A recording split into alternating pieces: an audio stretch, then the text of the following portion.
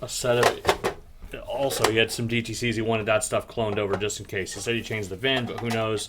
I'm sure there's a handshake between the engine control module and the body controller. So we're gonna. I'll get the used one away first. We'll start with the OG because there's no physical damage to this. It'll be a little harder. Oh, let me move all this stuff out of the way. Because there's no physical damage to this, it'll be a little harder to differentiate them. So I want to make sure we don't mix them up. So let me get a proper tool. I already kind of popped this open, so there really shouldn't be. Oh, it kind of came back together on this side. There we go. All right, good used. Or not good used, OG. This is OG. I have the OG shell up here. So with this one, we're going to still just clone the data. I've not done one of these yet. Again, this is a 17 Mitsubishi Mirage.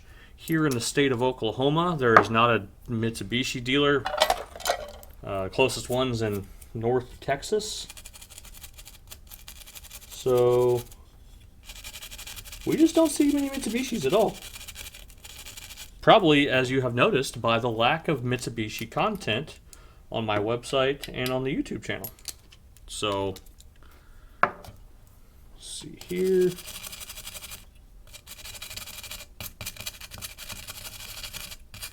We also want to clean off the pins on either side. Probably need to get some more strip around there for that. That way, if we can read this one in circuit, there'll be no conformal coating stopping us from making a clean connection.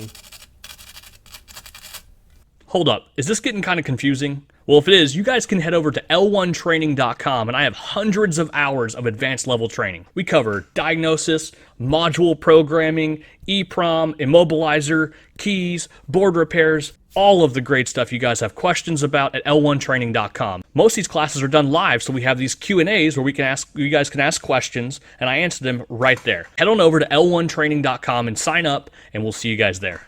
Okay, and then we'll grab some alcohol.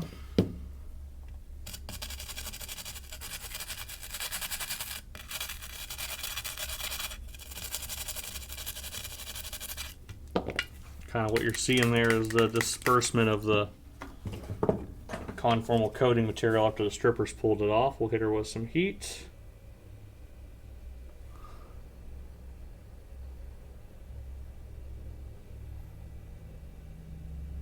Piece there.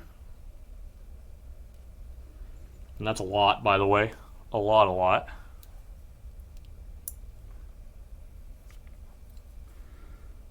Take a little piece right there.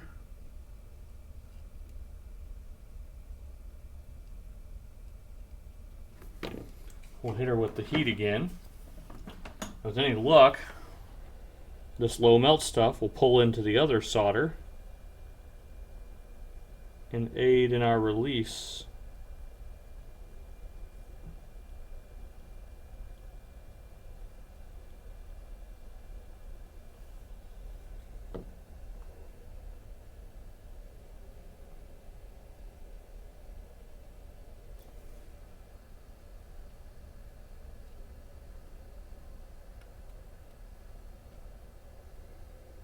Now, we do have to clean all this up.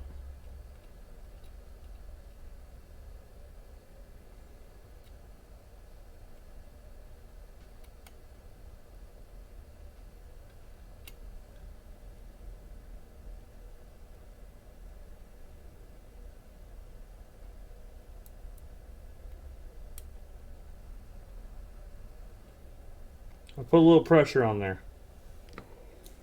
I don't like it. That was a lot. We're going to take this guy, which, as you could tell, has about reached the end of his usable life.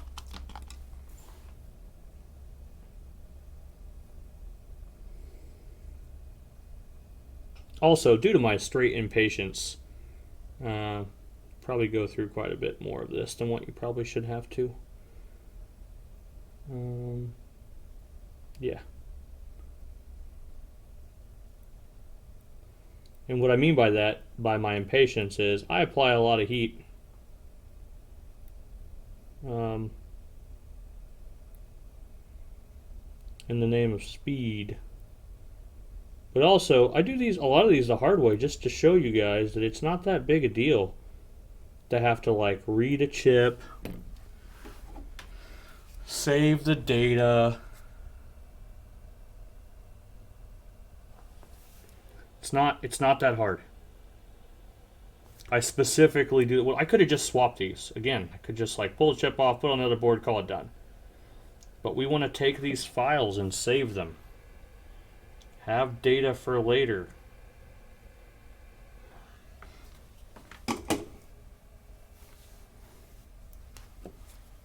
Probably should clean this board off eventually.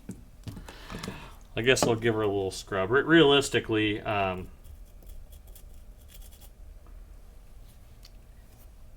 probably just clean this when I get done with it, honestly, and let it cool off. That way on the next video you guys can see like, hey, you got a new one. Like, nah, I just cleaned it off. I probably have other pads too.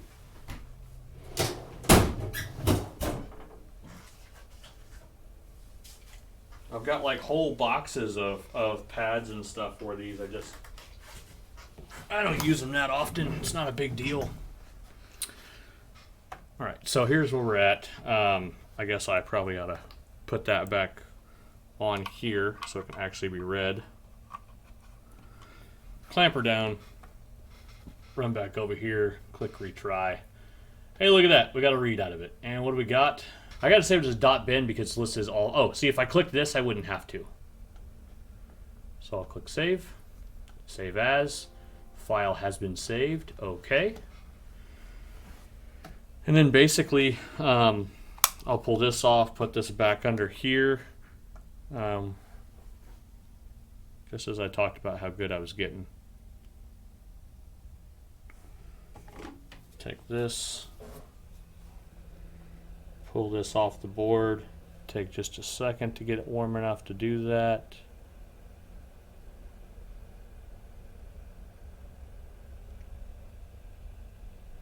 Helps if you point it at the right thing.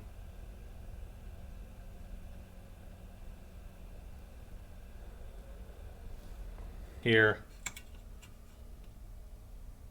25A16. That seems the same. Conformal coating remover. At this point, I'm not even going to try to read this thing in circuit. I really need to pull my AR32 out of the Connex, because at this point, until I get my new T56 or any of the other ones out, I'll probably be using AR32. It's clunky. I hate using it. It's the best tool for EEPROM. You need to learn to use it. Everyone needs to start on that. There's no graphical user interface. It's frustrating to use because you can't use the mouse. Everything's hotkeys, but it's the best tool. I'm going to be honest with you.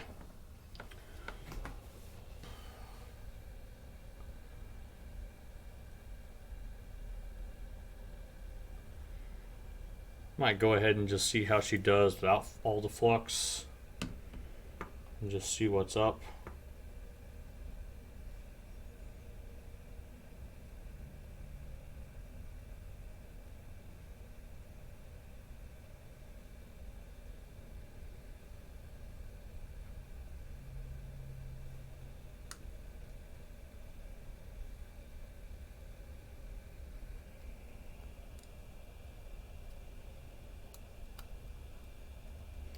That came off like way easier. Interesting. Over here, back onto the board. Got Mirage, OG, load the OG bin in here. We can see at the top it's got the same 1481, original and current bin's the same. I'm going to go ahead and program that into the chip. Back, read it, and read it. and you can see it is the same, 1481, 1481. So now at this point, I'm going to pull the chip off of here and put it back onto the donor board. Flux. So I'm glad we didn't have to use chip quick on this board, because you got to get all of it off.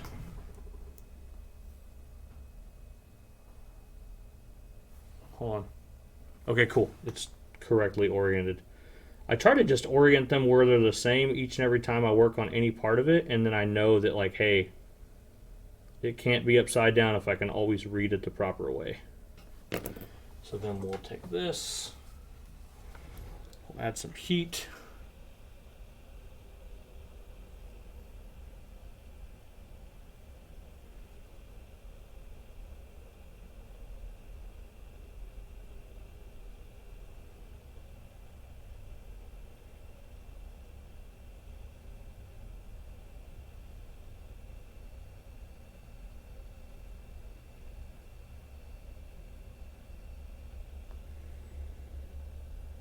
You can see it slowly moving into place.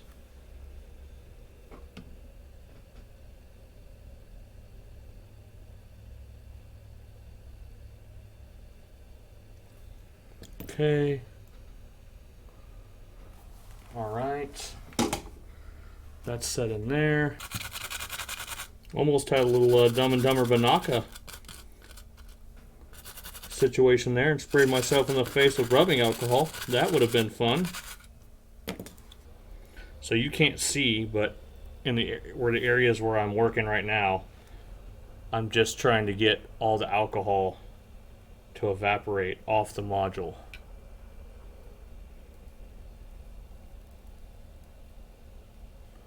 So there's lots of little spaces where it's at, and that's conformal coating that's got to be dried out. So now that's back there. Put that back as used,